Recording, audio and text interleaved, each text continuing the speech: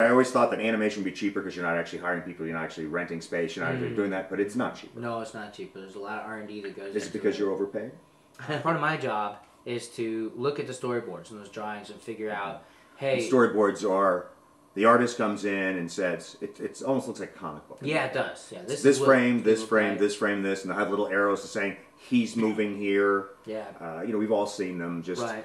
And they give you an idea of the motion that you're going to try and put into the main beats, exactly. And it's just a visual interpretation of the script that's out there. And it's my job to watch those initial pictures and decide... Sorry.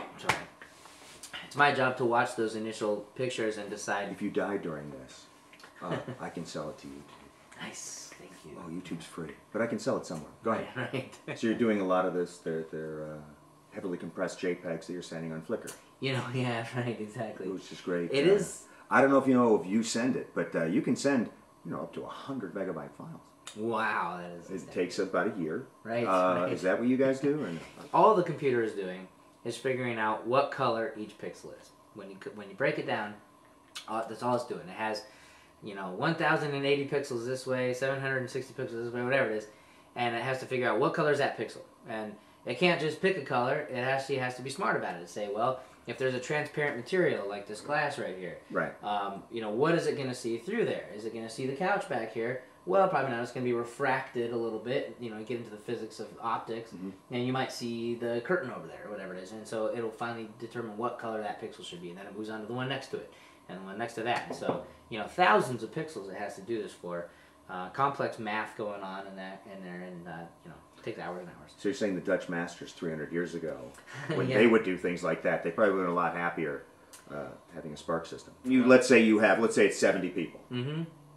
Is it 70 individuals or variations on a theme, or are you duplicating?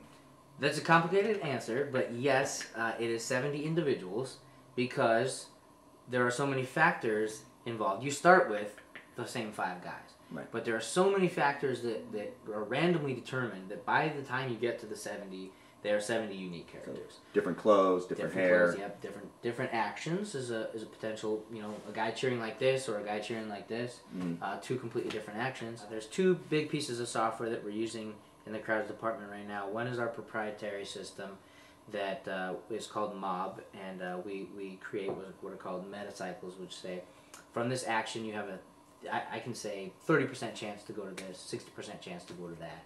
From that and then action. It's random from there? Right, and then so each action is defined and says, you know, here's probabilities. So you programming each guy, you give them all, and the odds on them doing it, too many in a row doing the same thing are pretty low. Right, yeah, exactly. We have the luxury also in the film world of rendering a frame, and then if it doesn't look exactly right, we can send it to a Photoshop department that just... And they'll fix the frame? Yeah, just fix it, you know, and that happens. We have a paint fix department. It's small. That'd be awesome to do in live. Yeah, I know. Every section of life. I should not have said that. Right. Hold on a second. Right. And you send it off to your guy that said, no, your ass looks great in those jeans. Comes back and you say it and you move forward. Right. Yep, that's exactly. I wish. What's rigging? Rigging is, you know, if I molded something out of clay, how does that piece of clay know that it has an elbow? You know, it doesn't. It's just a piece of clay. So rigging, much like sculpting in clay, you build a model in modeling in the computer, and rigging has to go in there and then build a system of bones, is what we call it. And it has to figure out just, again, the interaction, the physical interactions between the bones. So it's, I mean, it all breaks down to basically every single motion is physics-based. The crowds, if they're missing, you notice. If there's a, you know, theme park that's being bombed by aliens and the main character's running and there's nobody behind them, right? That's going to feel really weird. It's a theme park. You should be full of people. So that's our job, is to put that in, but you should never think about those people when they're there. Right. You should never pay any attention to them. All again, can't make it better. It can only make it worse if they're not there. Right.